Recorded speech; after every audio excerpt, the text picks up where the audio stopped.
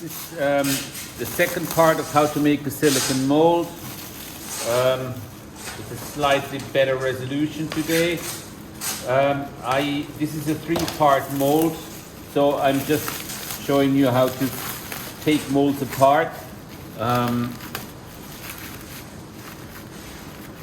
When you use silicone and very liquid silicone, it's obviously very viscous, and you need to make sure that you don't have big holes where the silicone disappears. Also make sure that your model is watertight, so that the print, if you have any holes in the print, the silicone will go inside your 3D print. And yeah, you don't want to waste huge amount of silicone because it is an expensive material to use. So here's the second part. Go to the bin, and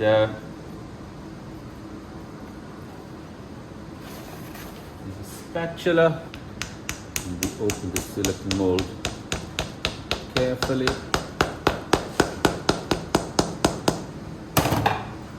And then you sort of prod it open.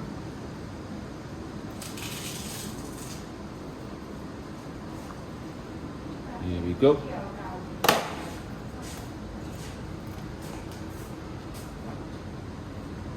Hold on, was this my first one? I'm not quite sure. This might have been the first one, yeah. Oh no, this is the second one. So here you can actually see, it's quite interesting. You see the tiny little gap, which is like 1/2 mil or so. The silicone is so the viscosity is so high that it actually pushes into the joint in between the plaster mold. So what I do on this second part, I take the silicone off because I quickly want to check it, but I also want to clean it up. And you prod it really from inside, so you use your fingers from inside and you prod it off.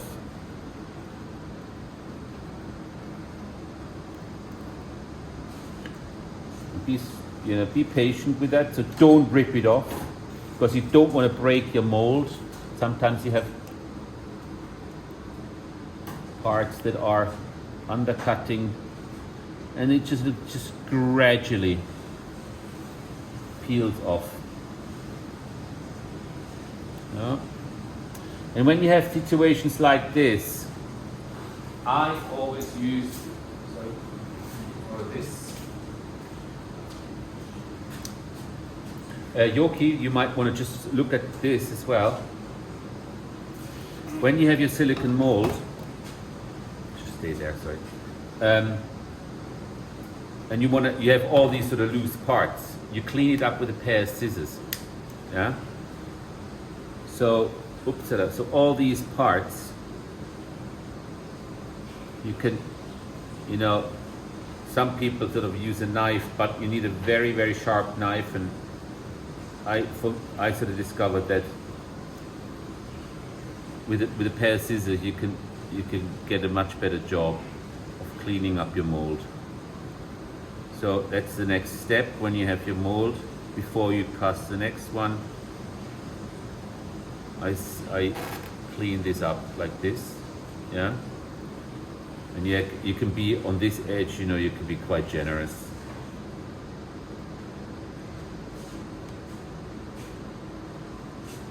And in the beginning, the mold is still quite very flexible. They tend to harden up over years and months, depending where and how you store it. Obviously, silicone can also disintegrate. So if you want to keep silicone molds, keep them, but if you have a 3D print of the original, it's actually probably the safest way to store visual information is just keep the 3D print. So you can always unless you have a sort of a modeled piece.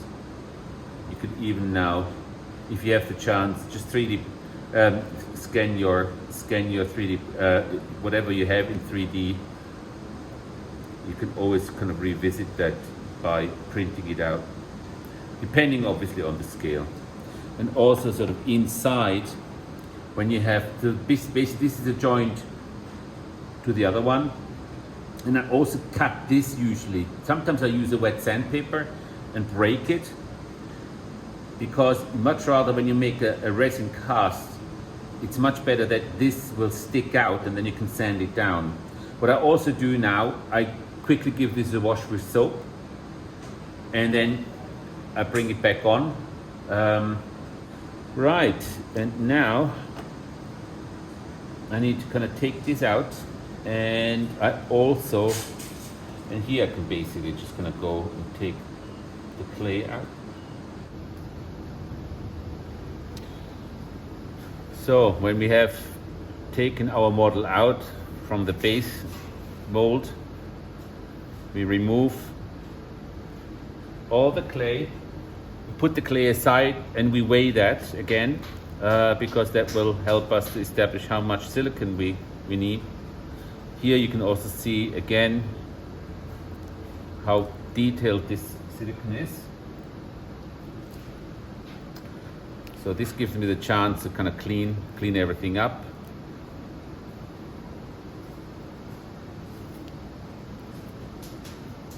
And I'll probably just stick this under the water tap to give it a good scrub. Yeah. Also, this is a good reminder here, all these little gaps. If the silicone finds a way into your mold, it will find it, and it will fill all the nooks and crannies. So this is sticking in here, and lucky enough, I already have a hole here. Sometimes you need to drill a little bit. So what I will do is, I'm just a little bit worried about, I'll probably drill a hole here and here, because I will fill the silicone from here. So the silicone will fill up from here, and you will get water air pockets like these ones here. So I'm going to clean this up now anyhow. I drill a little bit of hole here and a little hole here, so I don't get air pockets, and this area fills also up with silicone when I cast it. So next step, cleaning up this part of the mold, washing it your model, then reassemble it, and then I will weigh my extracted clay, and yeah, then mix the silicone and pour from this end. Okay.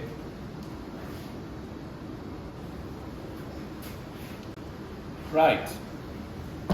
So here we have the mold, which has sanded down, so because I want it nice and smooth. So this piece will sit in here, but I will re-embed the cleaned up. I just washed this down. So this will go back into the mold. Perhaps we need to do it like this. Stick the silicone mold onto your 3D print, or whatever it is, your positive. That's the one. Second side silicone mold goes on like this. Make sure that it connects well.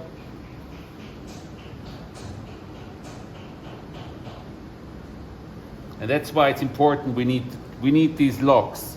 And here you can sort of see how important it is to have functioning locks.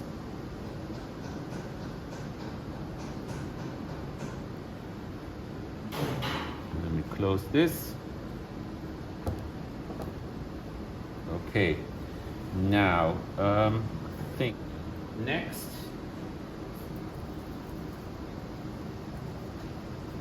bit of Vaseline. residue silicone here. I don't want that.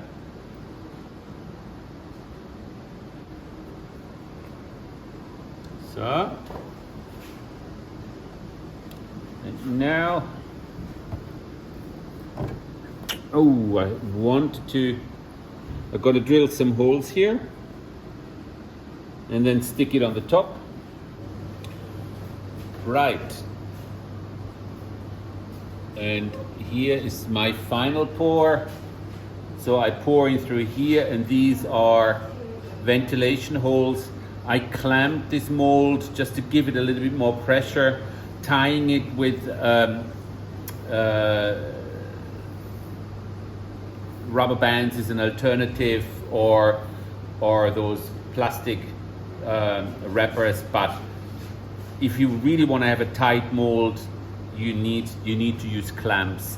When you use clamps, be careful because you can crack your plaster mold. So, but you get a very nice firm connection of the mold. So here, and then we start pouring, and hopefully I can aim into the right direction. Here we go.